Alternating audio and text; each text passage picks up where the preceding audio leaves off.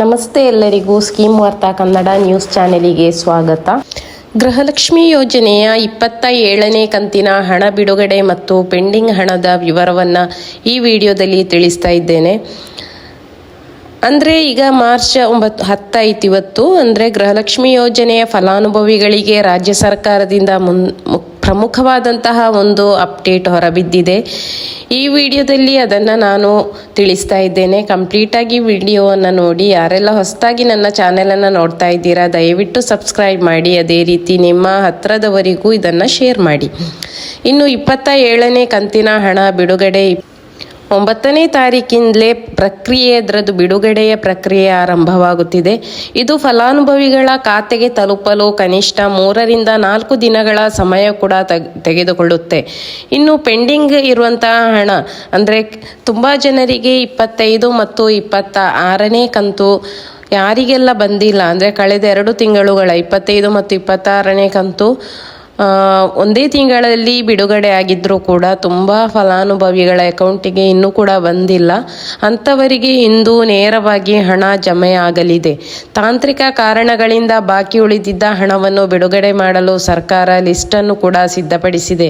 ಇನ್ನು 27ನೇ ಕಂತು ಆಲ್ರೆಡಿ ಪ್ರಕ್ರಿಯೆ ಸ್ಟಾರ್ಟ್ ಆಗಿದೆ ಅಂತ ಹೇಳ್ತಾ ಇದ್ರೆ ಆಲ್ಮೋಸ್ಟ್ ಎಲ್ಲ ಫಲಾನುಭವಿಗಳು ಈಗ 27ನೇ ಕಂತಿಗಾಗಿ ಕಾಯ್ತಾ ಇದ್ದೀರಾ. ಯಾಕೆಂತ ಹೇಳಿದರೆ 25 ಮತ್ತು 26 ಒಂದೇ ತಿಂಗಳಲ್ಲಿ ಬಿಡುಗಡೆ ಆದ ಕಾರಣ 27ನೇ ಕಂತು ಈ ತಿಂಗಳ ಅಂದರೆ ಮಾರ್ಚ್ ತಿಂಗಳಲ್ಲಿ ಬಿಡುಗಡೆ ಆಗುವಂತಹ ಸಾಧ್ಯತೆಗಳು ಕೂಡ ಇರುವುದರಿಂದ ಎಲ್ಲ ಫಲಾನುಭವಿಗಳು ಕಾಯ್ತಾ ಇರುವ ಹಾಗೆ. ಅದೇ ರೀತಿ ಸೋಷಿಯಲ್ ಮೀಡಿಯಾದಲ್ಲಿ ಕೂಡ ಬರ್ತಾ ಉಂಟು 9ನೇ ತಾರೀಕಿಗೆ ಪ್ರಕ್ರಿಯೆ ಸ್ಟಾರ್ಟ್ ಆಗಿದೆ, ಬಿಡುಗಡೆ ಆಗಿದೆ ಅಂತೇಳಿ. ಆದರೆ ಗೃಹಲಕ್ಷ್ಮಿ 27ನೇ ಕಂತು ಯಾವುದೇ ರೀತಿಯಲ್ಲಿ ಬಿಡುಗಡೆ ಪ್ರಾರಂಭ ಆಗಿಲ್ಲ. 25 ಮತ್ತು 26ನೇ ಕಂತಿನ ಹಣ ಯಾರಿಗೆಲ್ಲ ಪೆಂಡಿಂಗ್ ಇದೆಯೋ ಅಂಥವರಿಗೆ ನಿನ್ನೆಯಿಂದ ಎಲ್ಲ ಹಣವನ್ನು ಕೂಡ ಬಿಡುಗಡೆ ಮಾಡಿದ್ರು. ಅದರ ಯಾರಿಗೆಲ್ಲ ಜಮಾ ಆಗಿಲ್ಲ ಅಂಥವರ ಲಿಸ್ಟನ್ನು ಕೂಡ ಸರ್ಕಾರ ತಗೊಂಡು ಅದನ್ನು ನೇರವಾಗಿ ಫಲಾನುಭವಿಗಳ ಖಾತೆಗೆ ಜಮಾ ಕೂಡ ಆಗ್ತಾ ಉಂಟು. ಇನ್ನು ಫೆಬ್ರವರಿ ಮತ್ತು ಮಾರ್ಚ್ ತಿಂಗಳ ಪೆಂಡಿಂಗ್ ಇರುವಂತಹ ಹಣ, ಈ ಹಣವನ್ನು ಬಿಡುಗಡೆ ಮಾಡುವಂತೆ ಆರ್ಥಿಕ ಇಲಾಖೆಗೆ ಆದೇಶವನ್ನು ಕೂಡ ನೀಡಲಾಗಿದೆ. ಇನ್ನು ಹಣ ಬಿಡುಗಡೆಯಾಗುತ್ತಿರುವ ಪ್ರಮುಖ ಜಿಲ್ಲೆಗಳು ಅಂತ ಹೇಳಿದರೆ ಹಾಸನ ಜಿಲ್ಲೆ, ಕಲಬುರಗಿ ಜಿಲ್ಲೆ, ವಿಜಯನಗರ ಜಿಲ್ಲೆ, ಬಳ್ಳಾರಿ ಜಿಲ್ಲೆ, ಗದಗ ಜಿಲ್ಲೆ, ಯಾದಗಿರಿ ಜಿಲ್ಲೆ, ಧಾರವಾಡ ಜಿಲ್ಲೆ, ಉತ್ತರ ಕನ್ನಡ, ಉಡುಪಿ, ದಕ್ಷಿಣ ಕನ್ನಡ, ತುಮಕೂರು, ಚಿತ್ರದುರ್ಗ, ಉಡುಪಿ ಜಿಲ್ಲೆ, ಶಿವಮೊಗ್ಗ ಜಿಲ್ಲೆ, ಚಿಕ್ಕಮಗಳೂರು, ರಾಮನಗರ, ಚಿಕ್ಕಬಳ್ಳಾಪುರ, ರಾಯಚೂರು, ಚಾಮರಾಜನಗರ, ಬೆಂಗಳೂರು ನಗರ ಮತ್ತು ಗ್ರಾಮಾಂತರ, ಹಾವೇರಿ ಇಂಥ ಜಿಲ್ಲೆಗಳಿಗೆ ಈಗ ಆಲ್ರೆಡಿ ಯಾರಿಗೆಲ್ಲ 25 ಮತ್ತು 26ನೇ ಕಂತು ಪೆಂಡಿಂಗ್ ಇದೆಯೋ ಈ ಎಲ್ಲ ಜಿಲ್ಲೆಗಳಿಗೂ ಕೂಡ ಬಿಡುಗಡೆ ಆರಂಭ ಆಗಿದೆ. ಇನ್ನು 27ನೇ ಕಂತು ಪ್ರಕ್ರಿಯೆ ಮಾತ್ರ ಸ್ಟಾರ್ಟ್ ಆಗಿರುವಂಥದ್ದು. ಅದೇ ವೇಳೆ ಯಾರಿಗೆಲ್ಲ 27ನೇ ಕಂತು ನಿಮಗೆ ಜಮಾ ಆಗಿದ್ರೆ ದಯವಿಟ್ಟು ನಿಮ್ಮ ಜಿಲ್ಲೆಯನ್ನು ಮೆನ್ಷನ್ ಮಾಡಿ. ಅದೇ ರೀತಿ ನೀವು ನಿಮ್ಮ ಅನಿಸಿಕೆ ಮತ್ತು ಅಭಿಪ್ರಾಯಗಳನ್ನು ಕೂಡ ಈ ಕಮೆಂಟ್ ಬಾಕ್ಸಲ್ಲಿ ಬರೆದು ತಿಳಿಸಲು ಕೂಡ ಮರಿಬೇಡಿ. ಇನ್ನು ಏನಾದರೂ ನಿಮ್ಮ ಗೃಹಲಕ್ಷ್ಮಿ ಯೋಜನೆಯ ಸ್ಟೇಟಸನ್ನು ಆಗಾಗ ನೀವು ಚೆಕ್ ಮಾಡ್ತಾ ಇರಬೇಕು.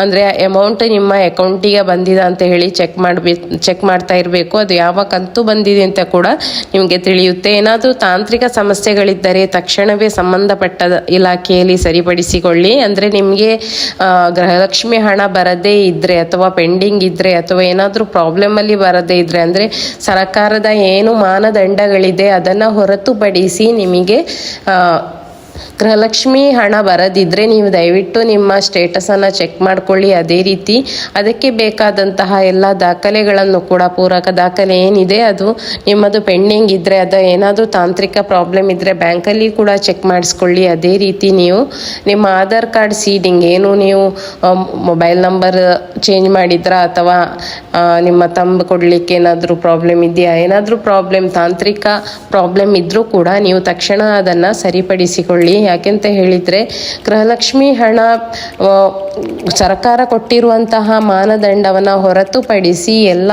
ಫಲಾನುಭವಿಗಳು, ಅದು PPL ಕಾರ್ಡ್ ಆಗಿರಲಿ APL ಕಾರ್ಡ್ ಆಗಿರಲಿ, ಎಲ್ಲರಿಗೂ ಕೂಡ ಬರುತ್ತೆ. ಇನ್ನು ಯಾರಿಗೆ ಬಂದಿಲ್ಲ ಅಂಥವರು ನೀವು ಯಾವುದಾದ್ರೂ ಸರ್ಕಾರದ ಮಾನದಂಡಗಳಿಗೆ ಒಳಪಡ್ತಾ ಇದ್ದೀರಾ, ಅಂದರೆ ನೀವು GST ಪೇಯರ್ಸ್ ಆಗಿದ್ದೀರಾ ಅಥವಾ ನೀವು ಇನ್ಕಮ್ ಟ್ಯಾಕ್ಸ್ ಕಟ್ತಾ ಇದ್ದೀರಾ ಅಂಥವರಿಗೆ ಮಾತ್ರ ಅಮೌಂಟ್ ಬರುವುದಿಲ್ಲ. ಉಳಿದ ಎಲ್ಲ ಫಲಾನುಭವಿಗಳಿಗೆ ತಿಂಗಳಿಗೂ ಕೂಡ ಗೃಹಲಕ್ಷ್ಮಿ ಹಣ ಬರುತ್ತೆ. ಅದೇ ರೀತಿ ಯಾರು ನಿಮ್ಮ ಮನೆಯಲ್ಲಿ ಯಜಮಾನಿ ಅಂತ ಹೇಳಿರ್ತಾರೋ ಅವರು ಮರಣ ಹೊಂದಿದ್ರೆ ಅವರಿಗೆ ಮಾತ್ರ ಹಣ ಬರುವುದಿಲ್ಲ. ಅದನ್ನು ನೀವು ನೆಕ್ಸ್ಟ್ ಯಾರು ನೀವು ಅತ್ತೆ ಮರಣ ಹೊಂದಿದ್ರೆ ಸೊಸೆ ಯಾರಿದ್ದೀರಾ ನೀವು ಹೊಸ ಅಪ್ಲಿಕೇಶನನ್ನು ಹಾಕಿ ನೀವು ಅದನ್ನು ಪಡ್ಕೋಬಹುದು, ಮುಂದುವರಿಸಬಹುದು. ಅಲ್ಲದೆ ಅದೇ ಅಕೌಂಟಿಗೆ ಅಂದರೆ ಯಾರು ಮರಣ ಹೊಂದಿದ್ದಾರೋ ಅವರ ಹೆಸರಿಗೆ ಇನ್ನು ಮುಂದೆ ಗೃಹಲಕ್ಷ್ಮಿ ಹಣ ಬರುವುದಿಲ್ಲ.